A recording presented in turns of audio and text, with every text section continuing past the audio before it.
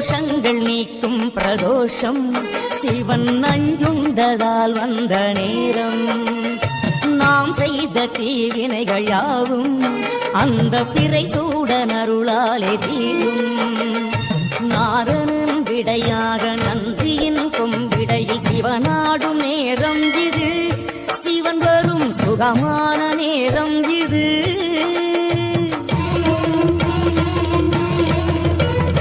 கருணாகரன் சுத்த சிவமானவன் கருணை பொழிகின்ற நேரம் இது.